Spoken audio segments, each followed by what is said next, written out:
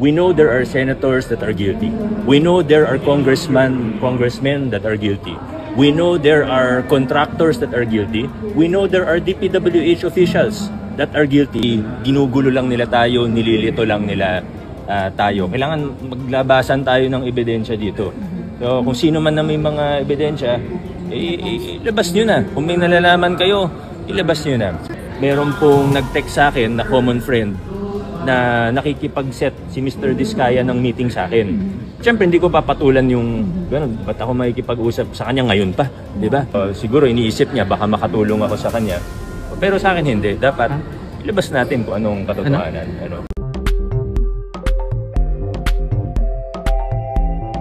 Whatever I can answer to the best of my knowledge, I'm here at your disposal, sir. I think very important, Mayor Vico, to be able to state for the record, of course, the Discayas have been operating in Pasig City for the longest time. We have information as to how they had operated in the city as city contractors, and second, whether you had been able to monitor their rise as top contractors as far back as the Aquino administration to date. Mr. Chair, pumasok po ako sa politika 2016 na po. I ran for councilor in 2016 and for mayor in 2019. Pagpasok ko sa politika, medyo kilala na po sila, mga Diskaya. Lalo na yung construction firm nila na St. Gerard Construction. Na ito na nga po yung ginamit rin nila na para bang political party na rin. Lalo na noong 2025 na halalan, itong nakaraang halalan. Marami pong kwento, hindi ko po alam kung ako po yung nararapat na magkwento po rito sa TRICOM sapagkat yung iba, wala naman po akong personal knowledge. So I would like to, with respect to the committees, I would refrain from saying anything beyond my direct and personal knowledge. What I can say is that they have 9 construction firms that we have seen now in the news, the 9 calling card companies of the spouses Diskaya, where they have used dummies, where they have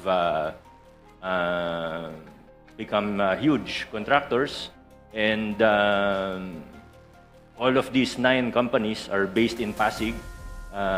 Practically all of these companies have tax deficiencies, probably with the BIR as well, but definitely with the LGU. Marami po silang violations. Recently, they have been, Mr. Diskaya has been recently convicted of 2 counts of building code violations. So medyo notorious po ito.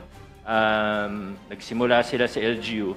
And again, with regard to the question of the chair, kahit nung mayor na ako, naungontrata pa rin sila sa LGU. Kasi pinapatupad po namin sa Pasig ay strict adherence to the law, which is open and public bidding. So pag nagko-qualify po sila mula 2019, hindi po namin hinaharangan, may mga project po sila sa City Government of Pasig.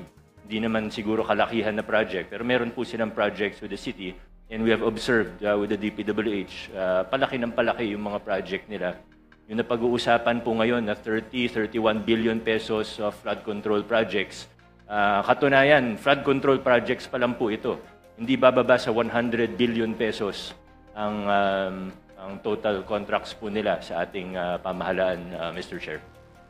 Siguro as a final question before proceeding, Mayor Vico Soto, you mentioned in your Facebook statement that you had seen many inconsistencies in the testimony of the Diskayas. So maybe you can intimate to the committee what these particular inconsistencies are. Thank you, Mr. Chair. Marami nga po tayong naobserbahan na you use the term inconsistencies, but I would like to be more direct. Kasinungalingan po talaga. At lantarang kasinungalingan naman po yung mga sinasabi nito. Hindi naman po bago sa kanila ang pagsisinungaling. Naobserbahan na po natin ito on the record and in public very many times. Sabi nga,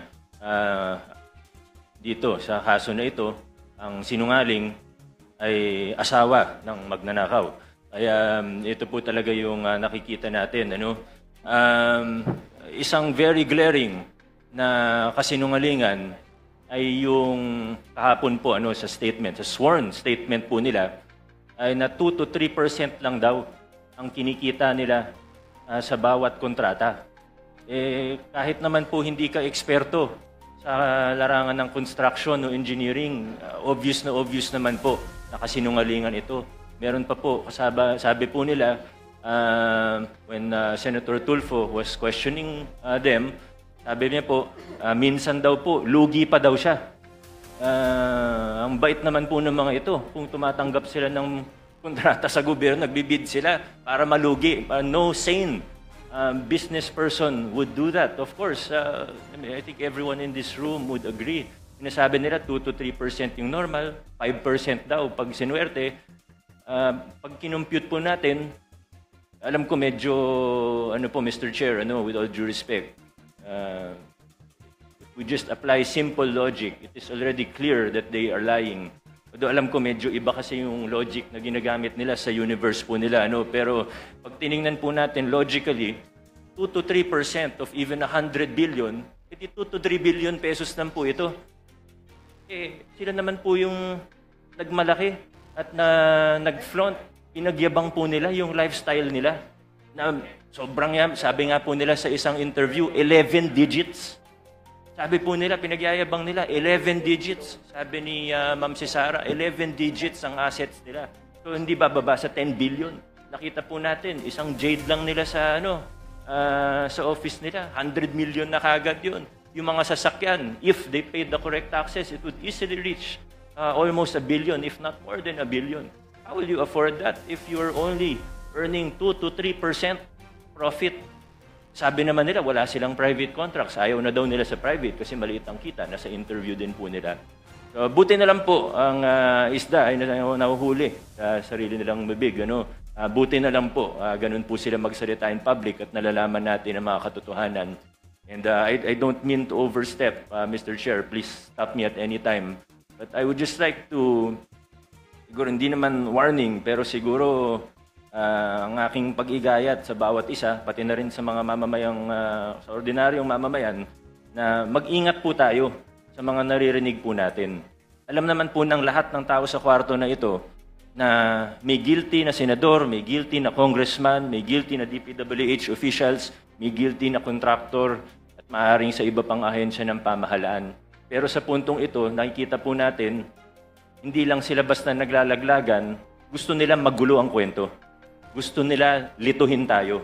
Gusto nila na hindi na natin malalaman kung ano totoo para eventually mawawala na lang na parang bula. Magkakalituhan na tayo, hindi na natin malalaman kung anong totoo sa hindi. Magbabanggit na lang ng kung ano, na wala naman silang pruweba o ebidensya. Sa mga pangalan na nabanggit niya po kahapon, naniniwala ako may iba doon, totoo. Pero hindi tayo they have to present evidence, of course. And I think we really have to be careful because in our experience with them, in my experience with them, Mr. Chair, these are people who are really capable of lying without batting an eyelash. So we have to be very careful in how we proceed. Thank you, Mr. Chair. Mr. Chair. Mayor.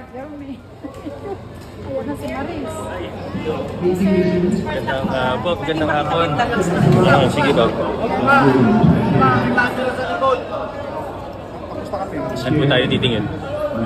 Kahit saan. Sige, kahit saan. Wait lang, ayusin natin. CCTV yung tinuturo mo eh. Sige. Sandali lang po yung mga camera sa loob, pwede bang buka tayo para makapagsalita na sa Pakiusap, short na short lang po. May nag-aantay kasi sa akin na di ko in-expect na hanggang alas 2 tayo dito. But maraming salamat po sa inyo. Sir, ano masasabi mo sa Wala naman po. Nagsasabi po ni Vizcaya, But kung ano yung sabi ko kanina, yun lang naman talaga. Kailangan maging maingat tayo dun sa mga naririnig natin. Hindi lang mula kay Mr. and Mrs. Vizcaya, kundi sa lahat. Let's take everything with a grain of salt. Ibig sabihin, pag may narinig tayo, wag hook, line, and sinker. Bakit? May ulterior motive sila eh. Yung sa Vizcaya, malinaw, umaanggulo sila para maging state witness.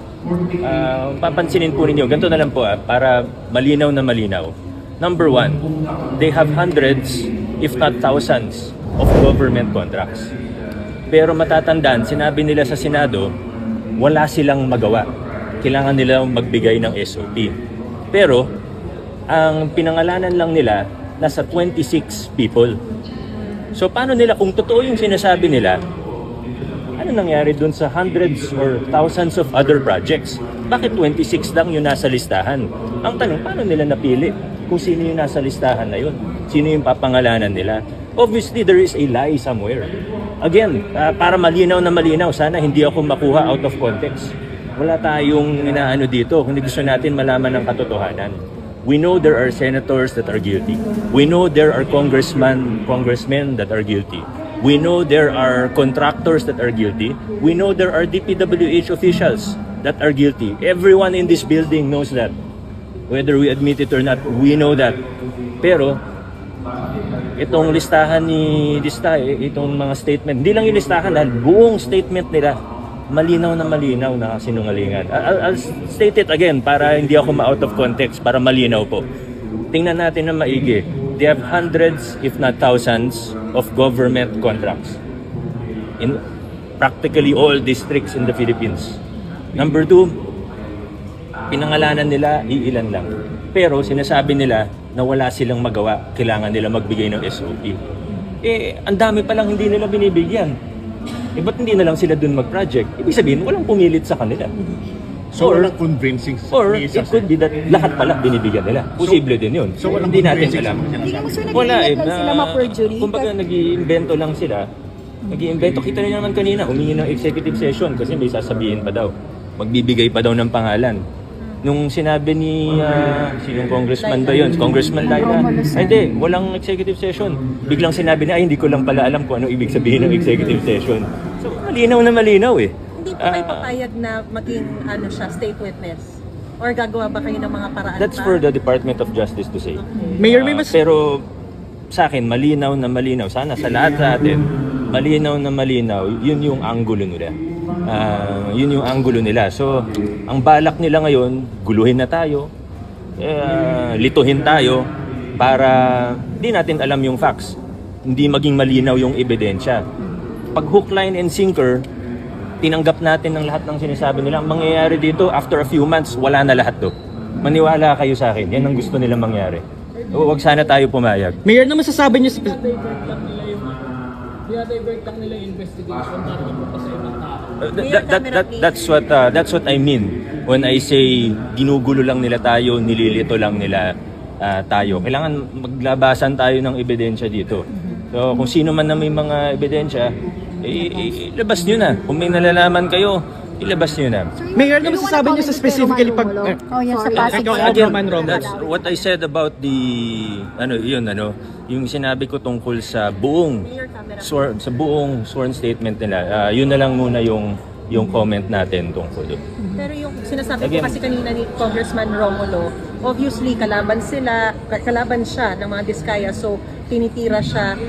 Would you wish to also say something? Hindi na po ako magsalita doon kasi siyempre kaibigan ko yun. So sasabihin, kahit ano naman sabihin ko, mamimiss-quote lang eh. Pero tingnan natin yung buong statement kahapon sa Senado, dito, ng Diskaya, at ng iba pang mga nagsasalita. Huwag tayong pumayag na lilituhin lang tayo. Huwag tayong pumayag na guguluhin lang tayo. Again, if we take what they are saying, hook, line, and sinker, without questioning it, in a few months, wala na to lahat. Baka may political agenda to, lalo yung future plans, for example, ni Congressman Romulo sa 2028. Well, I can't speak about anyone's hidden intentions. I can only speak about the facts. And the facts clearly show that they are lying. Naniniwala kayo na meron pang ibang mga itinukubli siyang mga tao na binayaran din, tumanggap din, pero hindi niya na sinasabi? Well, just apply the logic. Siguro sa listahan na yun, may totoo, may hindi totoo. Hindi ko na alam. And again, yun nga yung point nun eh. Para lituhin tayo eh. Yun yung point nun. So again, huwag tayo pumayag. Ilang percentage ang hindi totoo sa mga sinasabi? Hindi ko na alam. Pero gaya ng sabi ko kanina, they have hundreds, they have probably thousands of projects in the last, sabi nila matagal na sila, di ba? 23 years na daw sila. So, yun lang po muna. Maraming salamat po sa inyo. Sana po maging maingat po ang bawat isa sa atin sa lahat ng impormasyon na lumalabas. Halo-halo na yan, may katotohanan, may kasinungalingan. At kaya alam ko talaga na yan yung anggulo nila. As lately as Thursday morning, meron pong nag-text sa akin na common friend na nakikipag-set si Mr. Diskaya ng meeting sa akin. Siyempre, hindi ko papatulan yung gano'n. Ba't ako makikipag-usap sa kanya ngayon pa? Di ba? Bakit? Pero malinaw na yun nga talaga yung anggulo, yun ang plano. So, there may be more to this than meets the eye. Confirm po ba na from Diskaya talaga yung Yung invitation? invitation. Confirm na sa Diskaya galing ang invitation? Well, yung common friend namin, wala naman dahilan para magsinungaling. Kaya nga niya dun pinaabot yung invitation para makipag-meeting. Pwede niyo siyang tanungin kung totoo na galing sa kanya. Bakit kayo gusto ma-meet nila? Hindi ko alam exactly kasi hindi naman natuloy yung meeting, pero may nabanggit doon na state witness. So siguro iniisip niya baka makatulong ako sa kanya. Pero sa akin hindi. Dapat ilabas natin kung anong katotohanan. So pasensya na po, medyo na delay na ako. Opo. Thank you, sir.